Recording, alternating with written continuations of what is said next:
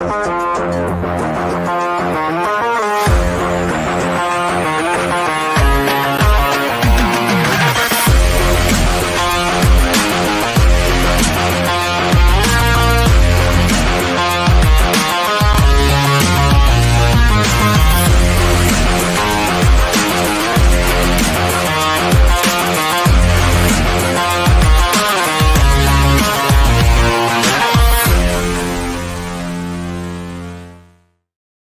hello. This is Christina Barr. You're watching Black Tea News.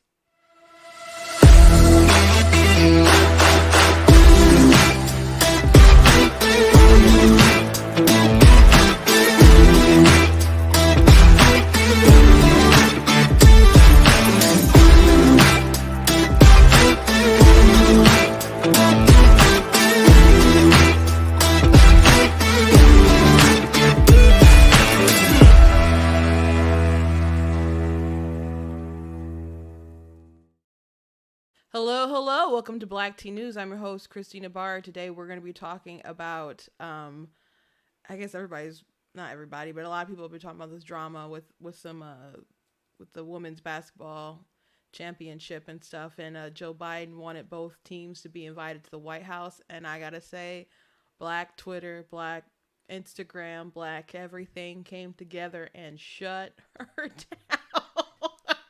So it's kind of funny now. So I want to go through the story. And I mean, I was seeing it on social media floating around, but I don't care about the basketball or anything like that myself. I've mentioned many times I'm not a sports person, but it's now amusing. So we're going to be talking about that also at the country music. The CMT Awards, you had a singer who had got up originally and talked about gun violence and had particularly mentioned the recent shooting that happened in Nashville. But then later in the show did a performance with some drag queens from RuPaul's Drag Race. And so people aren't happy. And so I want to talk about that. A little bit about Trump, his arrest. He, went in, pled not guilty today. So all that is moving very quickly, happening right now. And some other things. So before we jump into it, I want to encourage you guys to go to blacktnews.com, check out different content on my website, different articles, videos, etc. Please check out different merch at my store that I have that you guys may be interested in. Like we got the Roe Casey aborted stuff. We got some pro-Trump stuff. I voted for Trump and all I got was historic peace deals, gas under $2, no new wars, tax cut, etc. A bunch of stuff, and this lousy t-shirt. And the goat hoodies and the goat t-shirts, which I do have in different colors. We got some Joe Biden denounce white supremacy shirts with a list of his racism on the back. I do also have these in long sleeve. I'm not the victim you're looking for. All kinds of goodies you guys can check out on the website. Also, if you like what I do here, please consider leaving a donation at blacktnews.com/donate. Cost to stream, cost to run my website. And a host of other things. There's some things that, we could use to expand Black tea and equipment and other things that are needed. So if you can support, I very much do appreciate those who have supported in that way and can give in that sort of way. The Bible says you have not because you ask not. So I'm putting it out there and asking if you're willing to do that. If you're watching on Facebook and you have stars, if you're on YouTube, you can do the super chats and other things like that. So want to let you know those options. If you can't, I thank you guys for still watching, for commenting. All those things really does help as well. So thank you. I also want to mention my book, Of Course God Is Blatantly Against Abortion, is coming out on the 26th. So make sure that you are pre-ordering it. It is available for pre-order. So you guys can go ahead and get that. It deals with science, philosophy, but also theology, why we need moral absolutes, and the societal harm of abortion and other things that I've touched on. So through my conversations and much studying, it just kind of evolved into this book. And I saw that there was a need for a shout out to my youngest sister, Tina, who did the artwork for the little baby hand reaching out to Jesus. She did such a great job. So I very much appreciate her work there. So please check out the book. Available at, I guess go to Barnes and Noble, or you can go to Amazon. If you go to blacktnews.com, you can learn more. Also, I do have other books that you guys can check out. I see people have been most of my books, all my other books are available on Amazon. This is the first time I'm going wide, as you call it.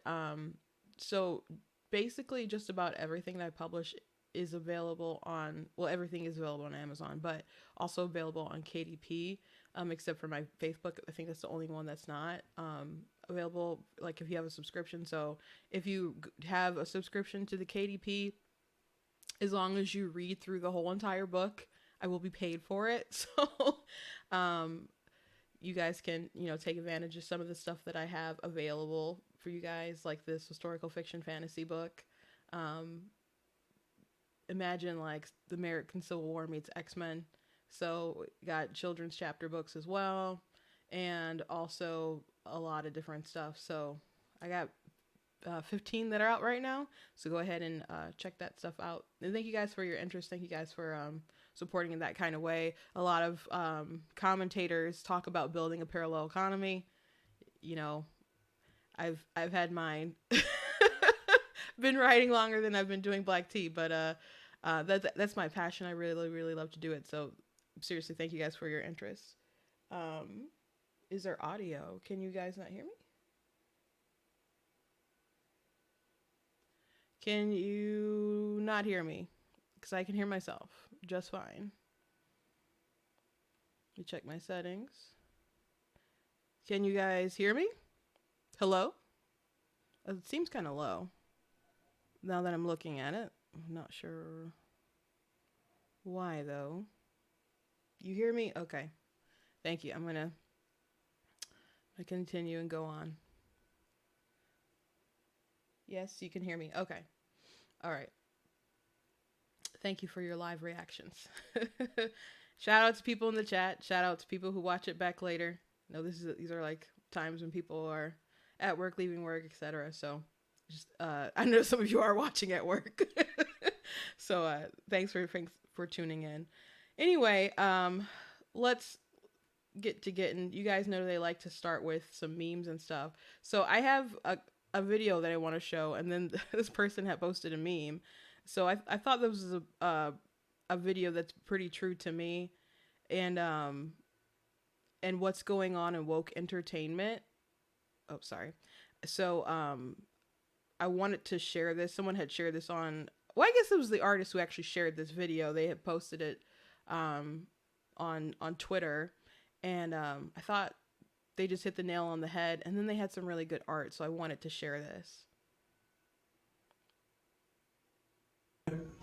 Yes, our concept artists. So we have a big opportunity right now. Different companies have partnered with us for a diversity and inclusion project. You need to make a POC character, an original character or based off an IP.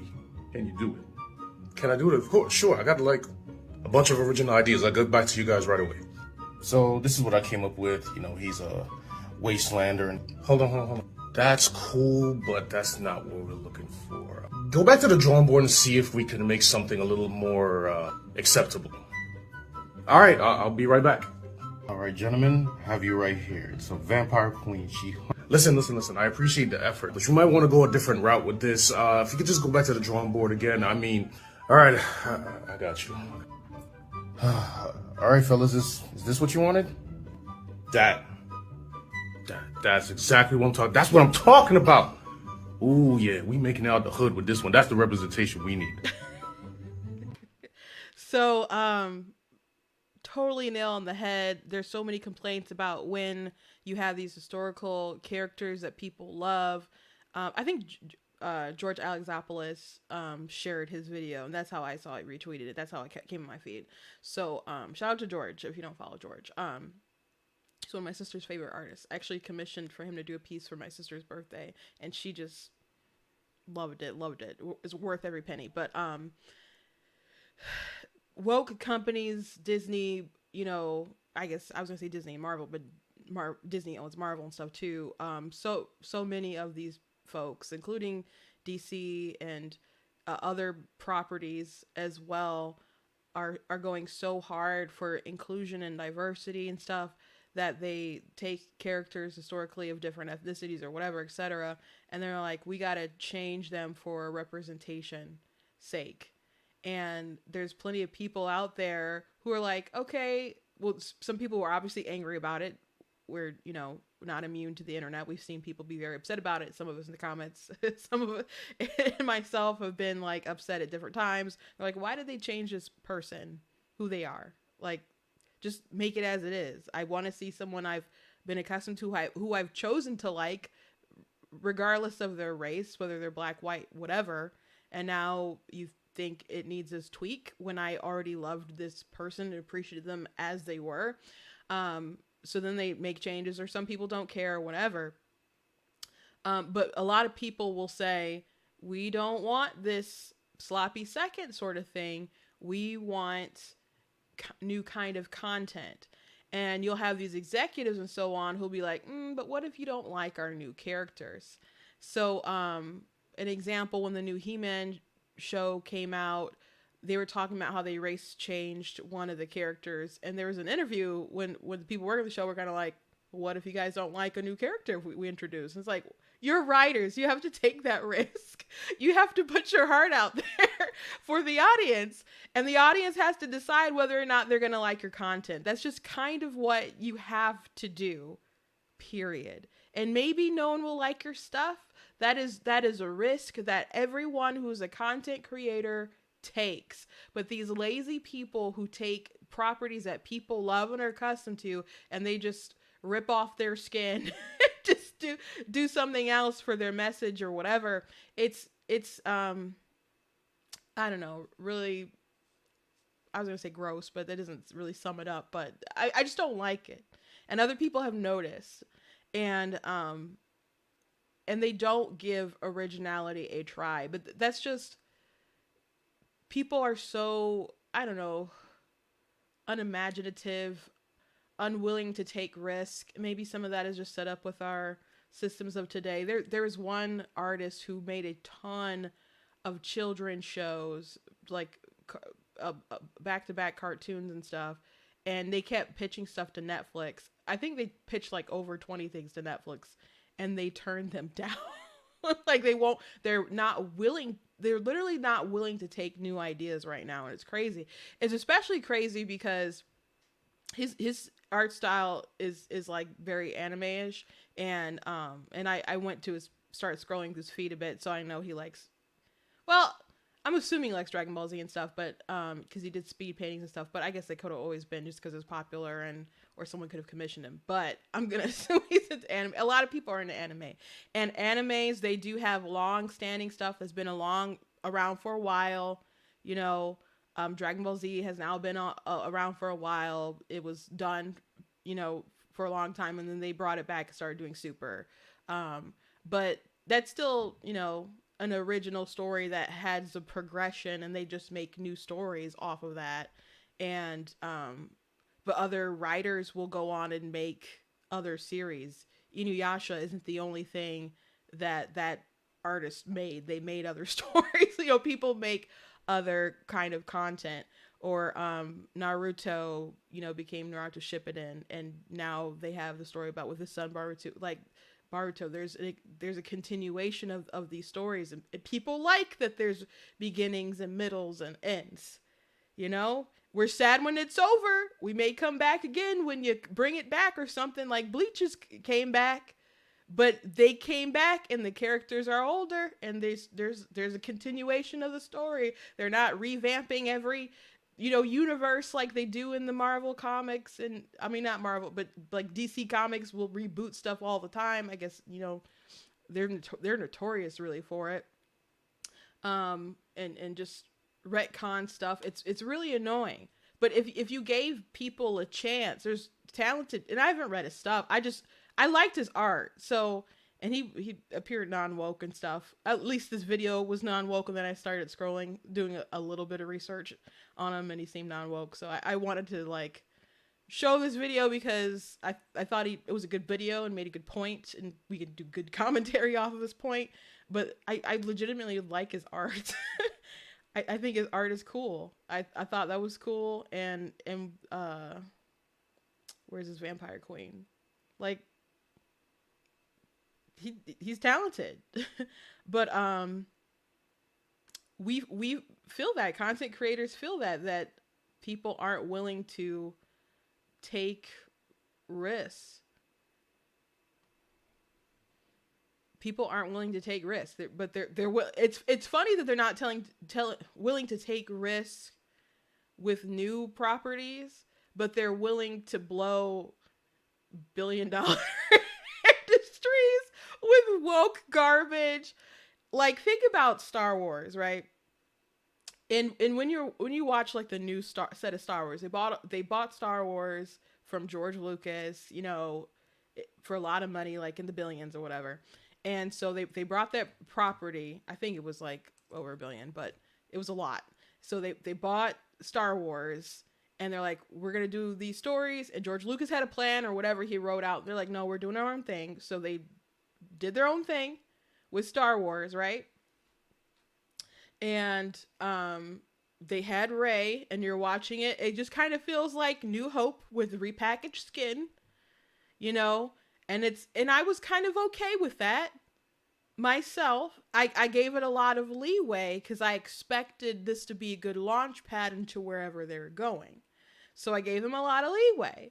And I'm like, why is she like so Mary Sue, so powerful? To me, it wasn't making sense. I'm like, but to me watching it, and by the way, I have a video on Star Wars and how I kind of fell out of love for it. So if you're interested in that, it's somewhere in the queue. Go ahead and, you know, find that in my videos. But you're watching it, and I'm like, oh, maybe she was like trained and she just forgot, because this is coming so natural to her. I just thought there'd be like good explanations to things. So I gave it a lot of goodwill.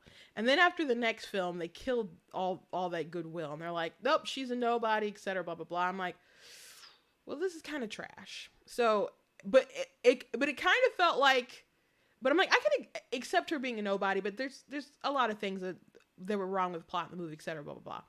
But then the next film, they're like, oh, but she was Palpatine the whole time. And I'm like, it kind of feels like you're making it up as you go along. Like, it's okay if there's twists and there's turns for the plot, but it's not supposed to feel like you're making it up as you go. And I know writers like are making things up as they go along or whatever, but there still has to feel like, so somewhere you edited your piece down or something, you know, that you went back and that you had a plan, and or at least tweaked things that it made it seem like you had a plan.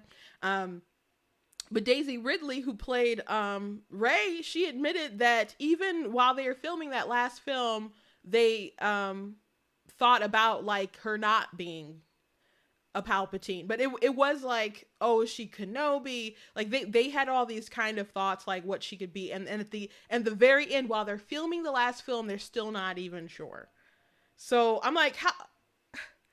This is a huge property that you're spanning so much with, and you don't have a plan. You got this notorious like big producer with J.J. Abrams and who directed some of them, and you're like, you don't have a solid plan. This is a lot of money. So again, it kills me that you can get all these executives together, hire these people, come up with these huge plans, spend all this money, and then just blow it on stupid stuff. Like the She-Hulk TV show. Why was it a good idea? And I'm sorry for ranting about this so long, but the writers love the fact that that people hated their show. They're like, aha, we can't wait till the trolls say this. And you're always gonna have trolls. That's just, you know, part of life. Someone's gonna not like your stuff. But you're setting out a TV show to be despised? Like, why don't you just make good content? So, again, they'll blow all these big projects on their woke stuff, trying to do all this, you know, messaging or appeal to the alphabet mafia, or changing race swaps and whatever they got to do to kind of get whatever message they want across. It makes no sense to me. But the Little Mermaid, changing, if they want to change ethnicity, fine. But why is her hair not the right shade of red? And the answer is probably because she doesn't look good with that shade of red. And okay, so she was poorly casted, wasn't she? If that's the answer, if that's the reason, then she should have never been cast. If she doesn't look like Ariel, which she doesn't, obviously. And that, if someone points that out, they're not racist for pointing out the obvious. But it is what it is. But again, it's just weird that they're so focused on blowing a lot of money on IP or taking the risk, because they don't always blow their money, whatever. But you won't at least invest a little bit on maybe something new. There's a lot of things that I loved that were new when I watched them. Lost was new when I watched it. I've been following Dragon Ball for a long time, back when it was Dragon Ball, but it was a new thing when I watched it. Yu Hakusho was a new thing when I watched it. Jackie Chan Adventures was a new thing when I watched it. Lots of things. They have to have some kind of origin. Someone has to say yes. You can't just keep remaking stuff and, call it a day. Put SpongeBob with an African hat and think that's the representation people need, and we don't have to help somebody else. But because how technology is and the internet, it would help to have like big sort of companies back you. But a lot of people just go out and try to make your own bag. Seriously. Not everybody has the kind of following of Eric July, but what he accomplished with ISOM, at least his first book, and making like over $3 million. I think it was over 3. That was impressive and very encouraging, inspiring, I would say. So don't depend on these jokers, because they'll just take your stuff. They'll take your stuff and they'll just destroy it anyway. So, thank you, Dario. So super chat. Thank you very much. Appreciate that. So anyway, I did want to give him a shout out, because I did really like his artwork. Let me tell you guys where his at is if you want to check him out.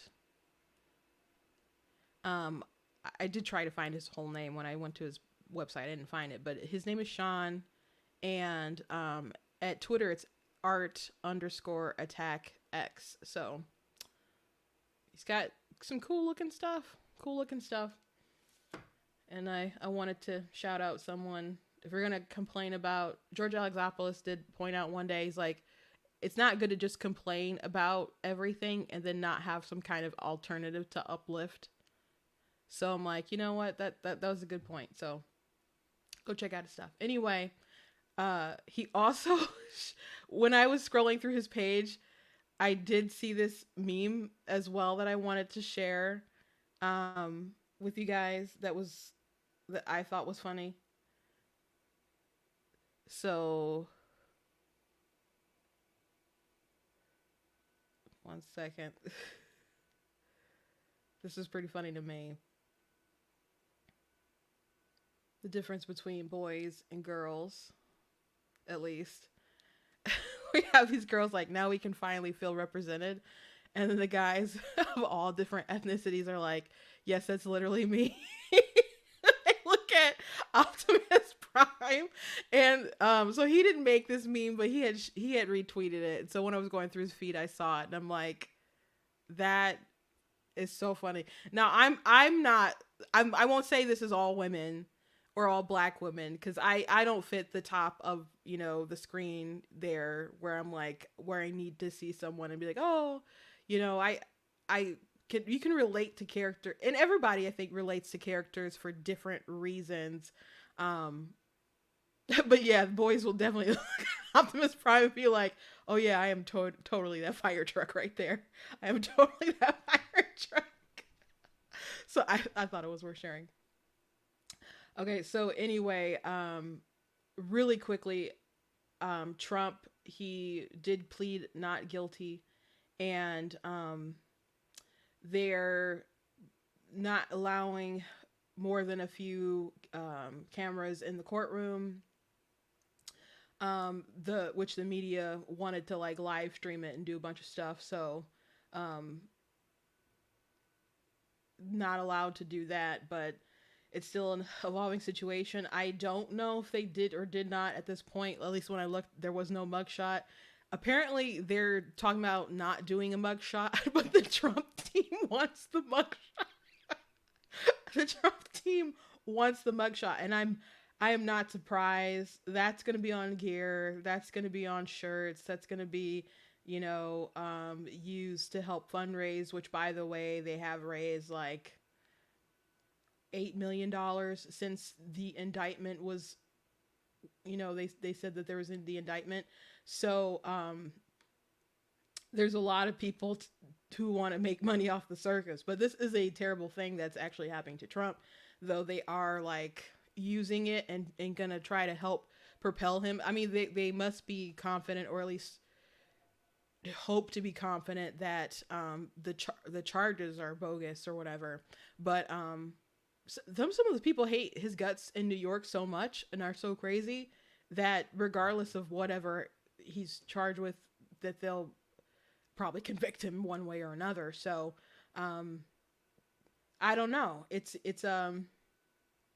the fact that it's gone this far is pretty disturbing. But in the meantime, they're gonna milk it. They're really gonna milk it, and you got to know how to make lemonade out of the lemons, I guess. So yeah, they want that mugshot, and I talked about it yesterday. I want to see it too. I want to see it too. But I don't know if that will or will not be a thing. So anyway, let's move on. So Jill Biden, Dr. Jill Biden, has upset the internet, has upset a lot of people because there was a women's championship game, and there was a lot of talk about the players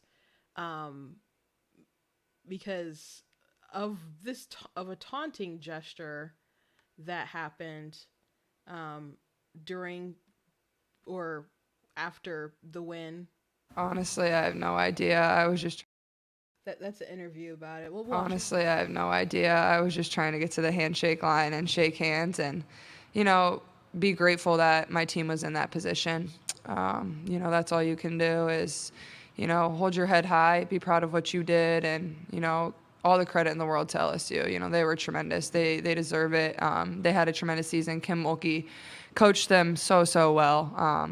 She's one of the best basketball coaches of all time, and it shows. And she only said really kind things to me in the handshake line, so I'm very grateful for that too. But honestly, I have no idea, and I was just trying to, spend the last few moments on the court with, especially the 5 people that I've started 93 games with, and relishing every second of that.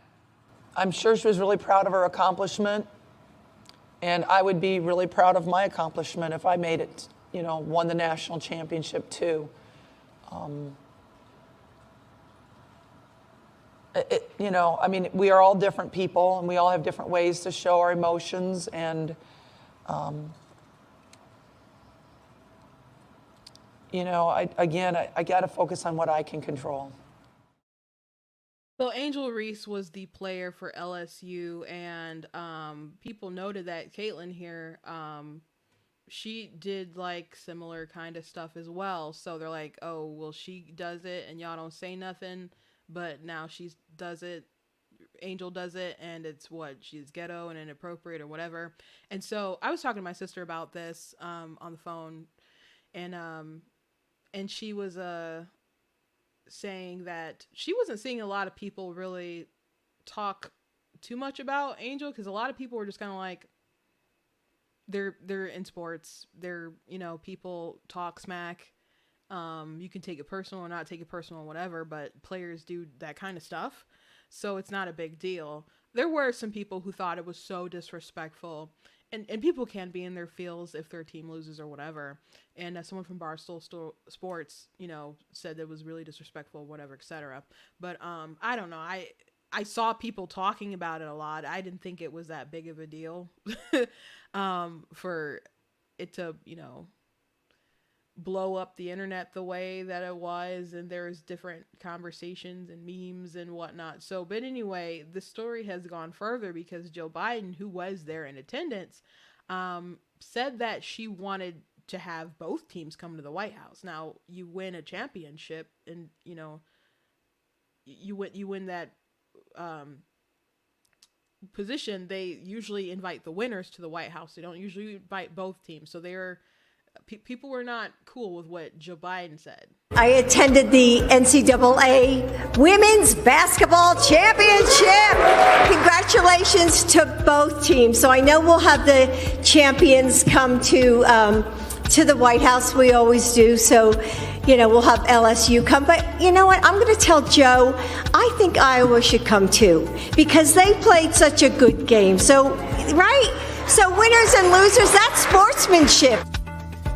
Is it though when you win, a participation trophy for everybody? With all due respect to First Lady Joe Biden, thank you, unless we are doing this moving forward, having the winning team and the losing team show up at the White House, let's keep tradition, which is a special visit for the winner. Because you won. I don't know. But being the girl, I'm saying bring all the women. But let's do that moving forward for every game. When you've been pandering in politics for so long to Iowa, it's just a reflex. Even though he doesn't. I'm sorry if that was like super loud. That came out really loud in my headphones when I played. The little snippet at the end, they're like, people are just used to pandering to Iowa, so it's just like a reflex. That could be part of it, though. I think a lot of it is just her, feeling bad and just wanting to celebrate all women as they played hard and played a good game. But there should be winners and losers. It's the left is like usually, well, I don't know. I'll say the left, but it seems like a lot of the left, but there are people who are into participation trophies, and that's been a thing for a while. People talking, you go to have kids sports or whatever, and they don't keep score and etc. And I'm not a fan of that. I applaud you when you do well. If you didn't, good effort, but keep trying.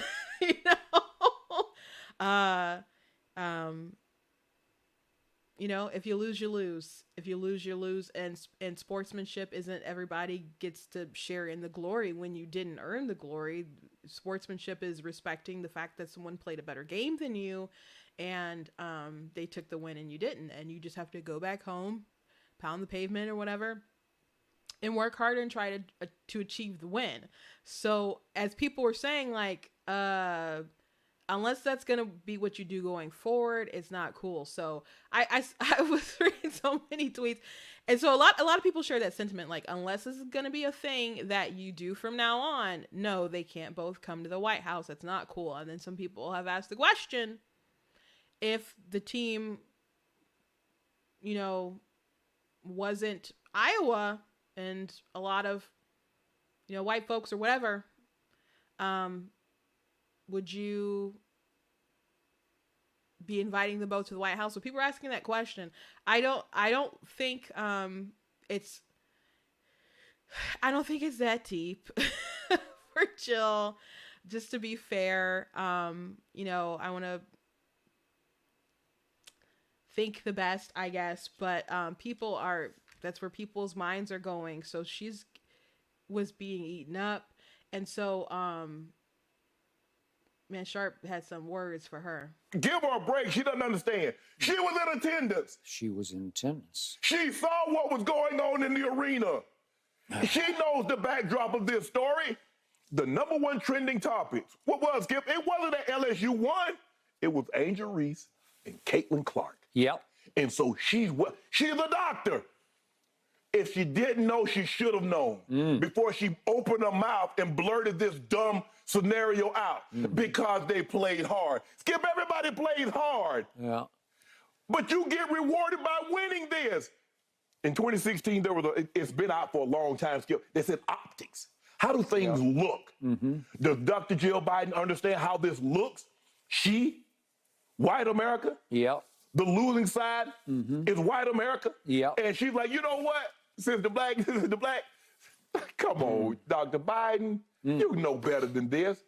Did you forget who helped put your husband in the White House? You're going to find out a very serious, hard lesson in 24. You'll be like a Kentucky or Duke freshman. You'll be one and done. Now play with it if you want to.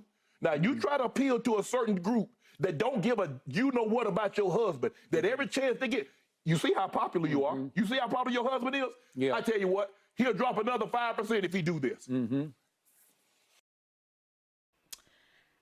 Now I thought that was interesting. It's just threatening his whole career for inviting them to the White House, saying we'll move the needle another 5 points. One thing about being a minority, though, I'm like, do y'all have the pull to make him drop another 5 points? It is like substantially a large margin of black people who vote consistently Democrat. And by the way, Joe Biden made it clear that he thinks he owns the black vote, and he thinks you're going to vote for him regardless of whatever you say, whatever he says or does. He thinks he owns that vote. And I mean, you can the "you ain't black" comment was awful. When if you're not familiar because you've been in Iraq or you're born yesterday, he was on the Breakfast Club and he was asked by Charlemagne, who does the Breakfast Club. Well, Charlemagne said, this is the funny thing to me about it. My sister, who I just mentioned, I was talking to about this whole basketball thing. She's the one who had like alerted me what happened, I think. And she called me hot. She was angry and she was offended by his comments. When I watched it, I thought it was hilarious. Now, what he said was offensive. I just wasn't angry about it, but it was offensive. So Charlemagne said, hey, we got more questions for you. And so they were saying goodbye. It was at the very, very end of their interview. And Joe Biden's like, got more questions. Well, if you got more questions, he leans into the camera. If you have a trouble deciding between me and Trump, then you ain't black. And he smiles like Charlemagne's supposed to laugh and agree or something. Charlemagne's like, it's not about Trump. It's about what's best for my community. And he's like, come on, man, look at my record. And then he starts to lie about ththings like the NAACP has endorsed me every single time. I'm like, that's not true. he just starts lying about his record to appeal to Charlemagne. So that makes it even funnier. But to me, it was so funny because they're at the very end of the interview and you couldn't just be a normal person and say, I would love to come back and answer your questions. I enjoyed this time. It's important that people make the best informed decision. I would love to talk to you again, Charlemagne. He just blew the end of the interview and had one of the biggest like black eyes, I think, on his, as he was running for president. So that's why it was hilarious to me. My sister was upset because she said Joe Biden is letting you know that he owns you and he expects y'all to vote one way, period. Which she's not wrong. They expect that. Absolutely. So it's funny that he's like, oh, now, we'll make you drop 5 points or something, doing this madness or whatever, inviting both teams to the White House. I'm like, there's so many other things that should make Joe Biden drop 5 points in the polls. But what ticks you off is that Jill Biden said, hey, let's invite 2 teams that played hard to the White House. Really? Not looking at his watch, and or when the bodies of the slain, soldiers came in from Afghanistan, the families reporting how they were treated or by him, that doesn't make you want to drop 5 points. Him, that press conference that he had where he just, I don't know, didn't seem at, he kept mentioning his son and stuff, which the people, the families kept mentioning, like he kept talking about his son and not really their kids. which it's tough to lose someone, but the way that Biden keeps bringing it up, it didn't come up as empathizing with them. It really came off as using his son as like a political prop, and it's a terrible thing to say. But that's just how it came off to me, and I think other people as well. Because after like that press conference after Afghanistan, I think the mask of Joe Biden being good little Grandpa Joe like came off, and then his poll numbers haven't been right since then. Like, but stuff he said about fossil fuels and that's messing with your pocket, that none of that is worth going down in 5 points. Just Jill Biden saying that 2 teams come to the White House. That's what's got you. Not the White House putting out a graphic saying this is how you affirm your kids who are trans, and the list included things like surgery and hormones and all that stuff. And he said if you love your kids, you'll affirm them. Like threatening to like changing regulations so that if you don't appeal to the LGBT ideology and have like boys and girls locker rooms, allow people to play on different sports or whatever, your schools could lose like your low income schools or whatever could lose the school lunch programs. I guess they don't have to be low income, but whatever. It's for low income students, not necessarily low income schools, but they could lose their school lunch programs. None of those things is worth like dropping 5 points, but Jill Biden inviting 2 teams to the White House is what's gonna get you. That's why Joe Biden thinks he can say and do whatever, because he thinks that people are unserious and frivolous and not paying enough attention. And I think that's true, or the people are so devoted to voting one way because they hate the other side so much and they're just used to it. So he totally thinks he has a vote on lock. As a matter of fact, he wasn't doing too hot at first. When they had the primaries, but he knew if he could just get a couple states, was like Super Tuesday, whatever, like southern states, and he's like, the black vote's gonna be for me. He just knew that, and they came through solid for him, and he just started racking up wins and became inevitable, and people started dropping out and getting behind Joe Biden, and he just took it. And then it was a repeat of just down to like Joe and Bernie, just like it was down to Bernie and Hillary. And guess who came out on top? Obviously the man who's sitting in the White House. So funny things that we're prioritizing. We're so upset about, but yeah, no one's taking you seriously about, like, if you just be complaining. But they're not gonna have the 2 teams there. But they are very unserious people who will be moved by Twitter, but that's a small optics thing. When they're doing something like massive that could destroy the economy, that could affect your pocketbook, I don't know, make us go to war or something, that's not worth 5 points. just when Joe Biden and, invites 2 teams to the White House. But yeah, but people were upset about it. Actually, Angel had said in the Shade Room, after they reported it, my sister did send me this. She had left a comment that said, "We are not coming, period." So, yeah, she wasn't happy with Miss Jill, and she had also had tweeted like a laughing face and said, "Oh, it's a joke," with a headline of talking about Jill Biden. So it's funny. People said that if she invited both teams, she could cook them breakfast tacos. Because she called like Hispanics tacos or whatever, breakfast tacos. But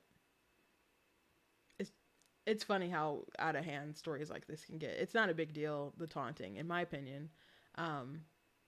Is there a double standard? I don't. It's not a big deal. Like, I mean, but at the point where you won, though, you could have just been like, a little bit and just soak in the victory, because it does suck to lose. But is this worth blowing up people's internet? I don't think so. I don't. But here we are. Anyway, let's move on. So at the CMT Awards, it had opened up with Kelsey Ballerini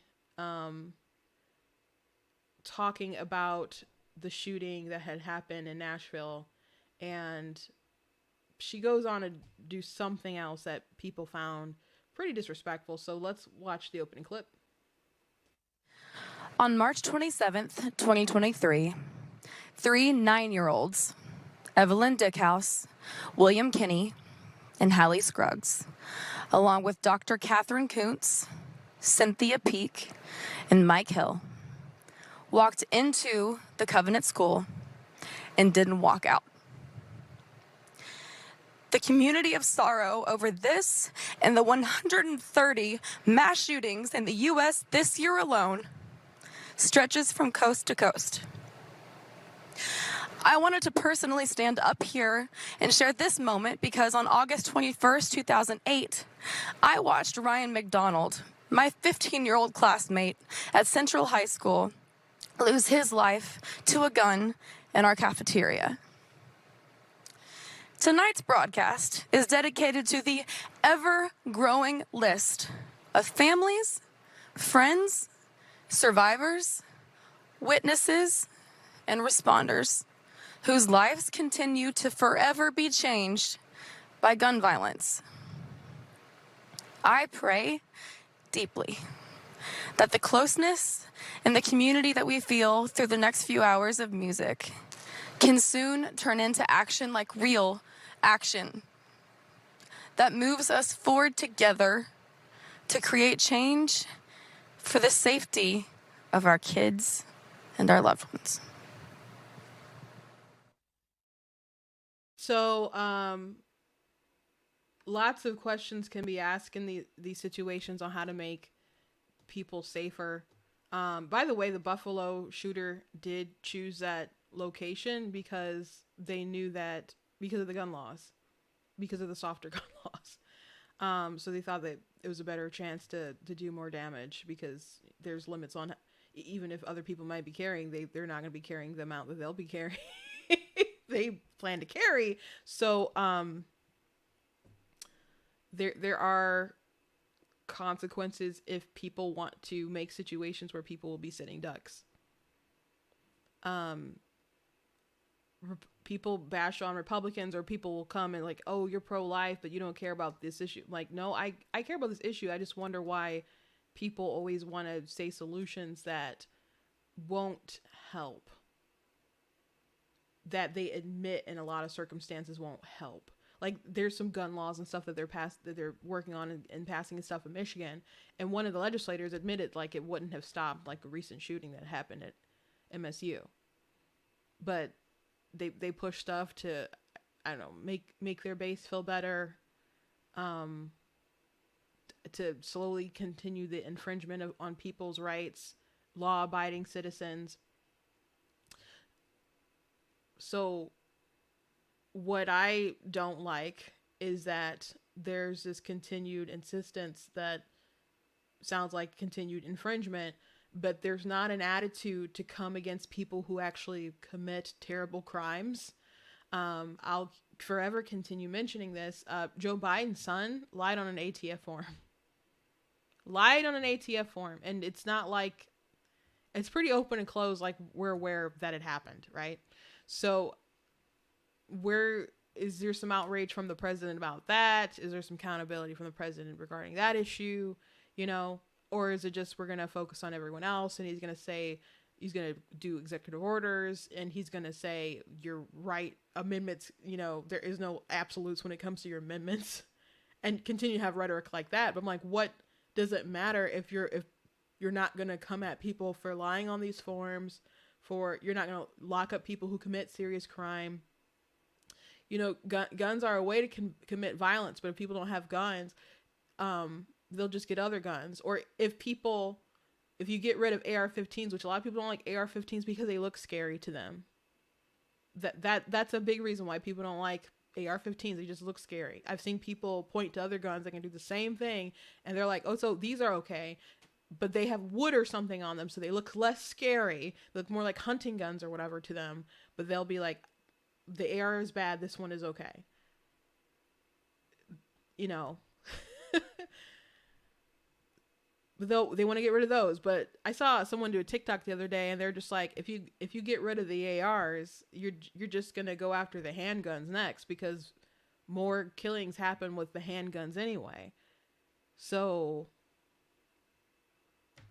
that'll just be your next step. This is the big scary gun you can focus on, but it's not going to stop. It's not gonna stop as you keep going. So are we gonna harden schools? We had so much money to give for like COVID and stuff, but how much money, as they're like putting up plexiglass and making everybody wear masks and sending all these tests and etc. We'll find money, we'll print money, but it's like, where's the money to harden the schools? Or and the other day I talked about teachers carrying, and I never really liked that idea. I'm like, what if something happens? What if something goes awry? And then that'll really just make, one, you want people to be safe and you don't want things to go awry, but two, what if it backfires? People could be really, really move against, you and trying to get rid of your guns and stuff. But then I found out that there are schools that have been doing that for a while. And, but the Uvalde situation, I guess, opened my mind to change for that situation. Cause I'm like, I don't think it's fair to leave people be sitting ducks, especially if we have police officers that won't go in and save people when these situations happen. And knowing that they were like fighting parents who wanted to go in and save their kids and actually like handcuff someone, that it's just a terrifying, heartbreaking situation. And I'm like, it's really not fair to leave all these people defenseless. And we do depend on our police, and we hope that when there's some kind of situation, you can call and there's gonna be help. The police officers who took out the Nashville shooter, they were great. I watched the body cam footage. I didn't share it because I didn't know what YouTube or whatever would like, but go look it up. It was, they went in, boom, boom, boom, searched, took her out quick. The Uvalde situation, could you write that in a movie? How awful it was, what they did to those parents. So I'm like, no, people have a right to defend themselves. You want to depend on the police, but your self-preservation is in your hands, and people should be allowed to protect themselves. So these conversations about what we're going to do about guns, a lot of the times it's like talking to a wall. And I don't know how serious people talk as if they're serious. They have a lot of serious emotions, but there's a lot of things that people ultimately don't want to do. But if it's not rifles, it'll be handguns. And if it's not handguns, it'll be knives. Your peasant had a knife problem. They're throwing acid on people at one point. I'm like, y'all throwing acid in people's faces? I think I'd like take my chances with a bullet. Like face acid. People will commit violence. And another thing, just addressing that, talking about victims of gun violence, they are victims of gun violence. And by the way, when people bring up mass shooting, that doesn't mean that people died in the mass shooting. It just means that there's at least like 3 people who were injured.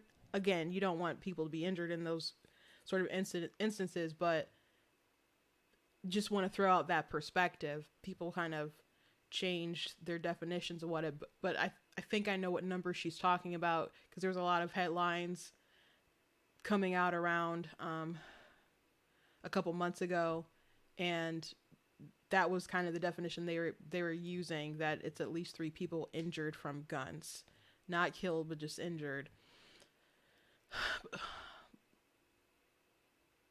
But people continue to find a way to do violence, like in Waukesha when the person went into people with the car. But if we just talk about gun violence as if the guns themselves are inanimate objects and not do something about actual crime, that the guns don't have agency, the guns can't do anything. There's a person behind the gun that's committing these horrible, awful acts. And she didn't mention the terrible person who did the terrible thing. And it just, on a side note, it just is amazing to me how many people are going to bat for the shooter. So many people just so upset for the people who are misgendering her because she was identified as a man. There's people who are like, no, there weren't 6 victims, there were 7. She was a murderer. She was a grown woman who was depressed, decided that she no longer wanted to live in this world, but then she decided to do violence against people to unalive herself in that kind of way, I guess. But she didn't have to do what she did. What she did was evil. And there's plenty of people who've come out and said it and condemned, like, but still the amount of people, whether it's Twitter but particularly TikTok, that are so pressed about her pronouns and calling her a victim, etc., or these pieces in mainstream media that seem to be sympathizing with her, like, oh, how did this happen? And she had parents that were Christians, and she obviously attacked a Christian school. She's an evil person, and she did an evil, horrible thing. No, who cares? I don't care about your pronouns anyway, but why especially do you care about her pronouns? It's just really bizarre. But the guns are inanimate objects. Someone does the crime. Someone does the heinous, horrible thing. So you want to keep that in perspective always. But Kelsey here also went on later, and she said that the show was dedicated to the victims of gun violence. And then she had this performance with the drag queens from RuPaul's Drag Race. And so people didn't like that. So I think that was her song was like, I'll go down fighting, or I'll go down swinging. We'll go down together or something. Fighting together. I didn't want to play it because I didn't want to get dinged with copyright while I was live. But considering the Nashville situation, it seemed like that was a diss at the laws that are getting passed. And there's one in Nashville regarding drag. But the issue here is that there was just the shooting in Nashville, and the person was transgender, and they shot up a Christian school. So there are people who are like, if you want to bring drag to country, that's fine, but don't you think it was kind of poor timing? Don't you think it was kind of poor timing? And you might be thinking, like, they don't correlate, they're not the same, that shooter's not the same as these drag queens. I don't like drag, period. People, not just for kids, I just don't like it. I definitely don't think it should be around kids. If you're into drag, I'm gonna just look at you side-eyed. I'm not saying we should like ban it through legislation totally or something. That's not what I'm advocating for. I'll give you my side eye.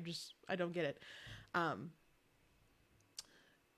But if they want to include that with country, that's one thing. But people do think about optics all the time with this kind of stuff, and question whether different stuff should go on. There was all kind of conversations about stuff after George Floyd died. Someone had mentioned that a lot of like pro branding, American flag kind of branding was changed because the narrative was, oh, America's bad because we allow these things to happen, it's systemically racist, etc. And then everybody was propping up BLM stuff. You don't see like a lot of solidarity with the Christian community, you know, over this situation at all. So I don't think it was the best timing. But yeah, I'm not a fan of drag, period. And I do want to mention, because so many people, and I started to write an article about this, it was a short video. I wrote a script out for it, but a lot of people say guns kill people, drag queens don't kill people, or whatever, aren't killing kids, aren't harming kids. Guns are, again, inanimate objects. Evil people who want to cause harm, who happen to get a gun, yes, they are dangerous, and they are more dangerous than a drag queen, especially if there's an intent to kill. Obviously, like, you don't need to mention that other than like pushing your agenda. However, just because your life isn't threatened doesn't mean that there's not kind of damage or some kind of harm done. So people who are against killing kids, I can tell you a lot of people on the right are against killing kids, just whether they're in the womb or outside of the womb. But we can be against that and try to protect people at the same time that we also don't like drag and don't want it around our kids too. It's a very weird road that, I don't know, people are going down. We can care about both at the same time. But my issues with drag, and I'll, at least pertaining to kids, I'll say, one, drag is a minstrel show, right? Look at the garish makeup, the exaggerations. The purpose of it is to mock culture, to mock identity. It's a mockery of women.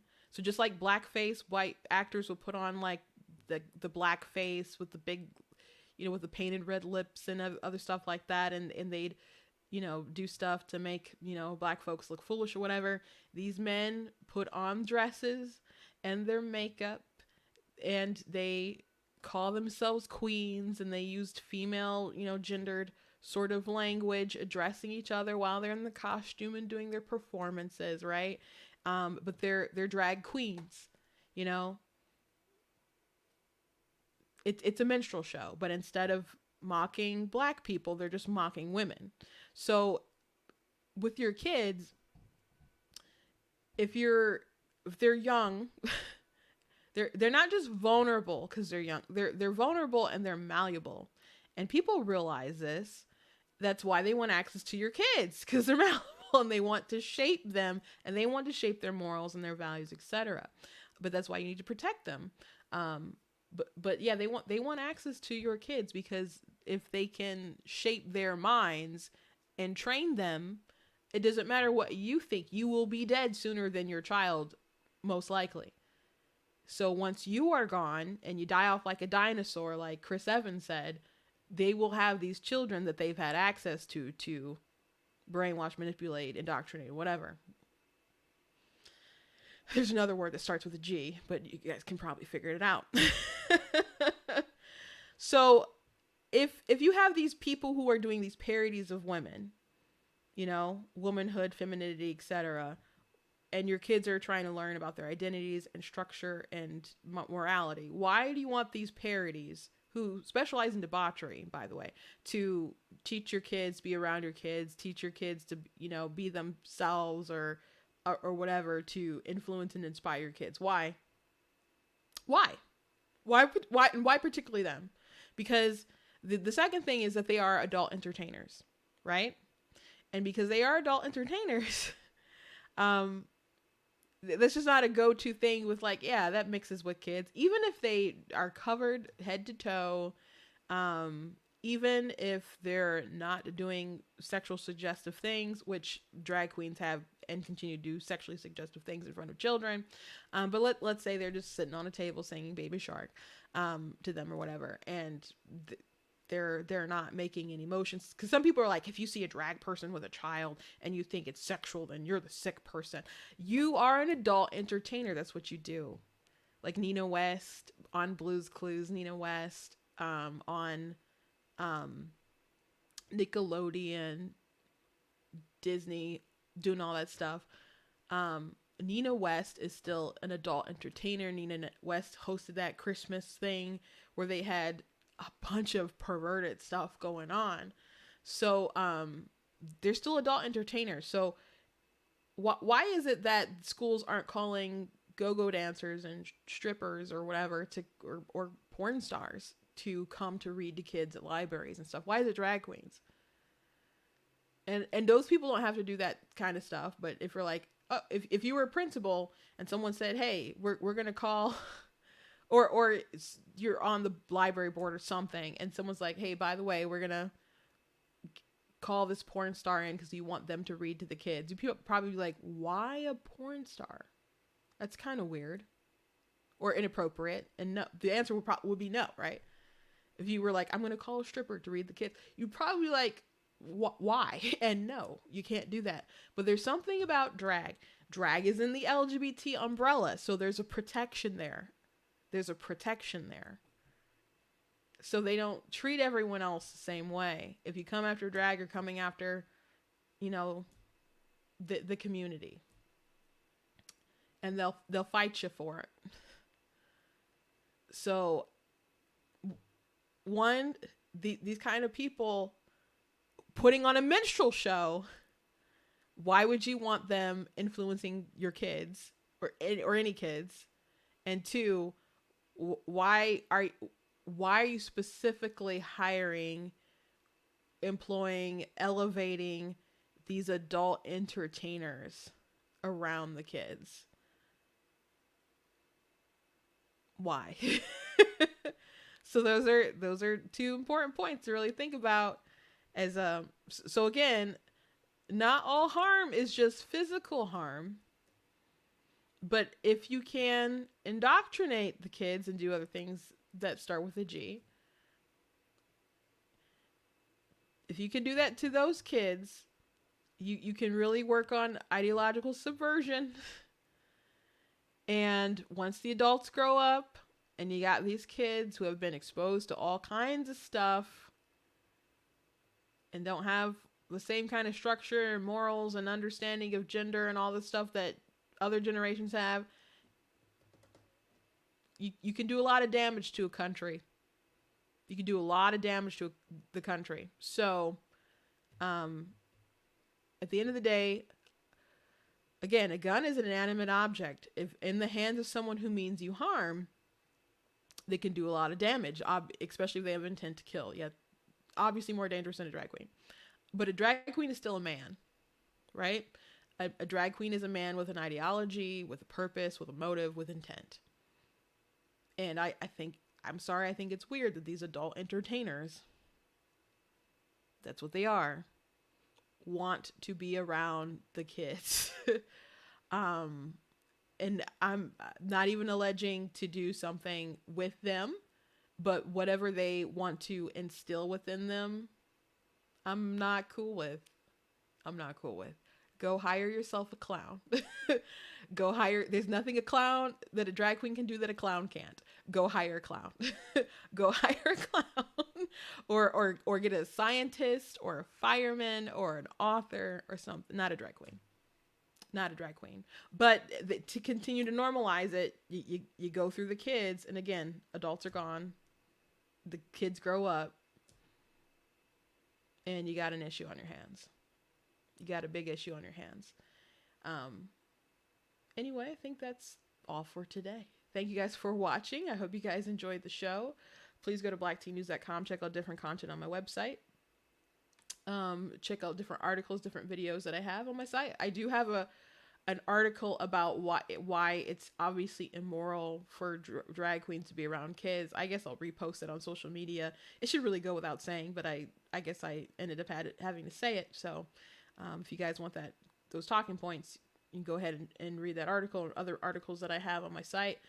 If you like what I do here, please consider leaving a donation at blacktnews.com and go to the donate page, whether it's a gift of $10, $20 or more. I very much appreciate cost of stream, run my website, all that good stuff. So if you can help, God bless you. If you aren't able to, I thank you guys for watching, for subscribing. If you are subscribed, make sure you hit the notification bell as well. My sister right above me, there's 7 in my family, 1 boy, 6 girls. But my sister right above me, she had shared a screenshot, and she's like, "Oh my gosh, Christina's almost at 50,000." And I'm like, "You didn't hit that notification bell." She's like, "I knew you were gonna say something about that." And I'm like, "Yeah, but go hit that notification bell." Because when you subscribe, they do not automatically let you know when someone is live or if someone has posted. You got to hit the bell for some reason. For the additive incentive to be informed about stuff that you're obviously subscribed to. Don't know why they feel the need to do that, but go ahead and do that. And again, thank you very much to getting to that number. Last year, I was just struggling to get 1,000 people to subscribe. So I'm glad that we're steadily growing very quickly, and I owe that to you guys. So thank you very much. And again, check out different merch on my website. Please pre-order. Of course, God is blatantly against abortion. Even if you're like kind of on the fence with the issue, like there's a lot of good stuff on there, and I hope to make you not on the fence, to make you come over to the right. But it's a good piece of work. So if I do say so myself, and I think I saw Tina in the chat, baby Tina in the chat. I think I did. Yes. This comment has no relevance to anything. Oh, but yeah, that's Tina. She's the one who did the art for my cover for my book. So I will pop that up again. And now I got to get rid of her face because she's in the way. But she did a very lovely job. Very lovely job. Yeah, baby Tina is here. Baby Tina. She is obviously not a baby though. She does have a young face, but she's in her 20s. So she's 27 actually, right? That's the line from Pride and Prejudice. I'm 27 years old. God bless you guys. I'll see you tomorrow.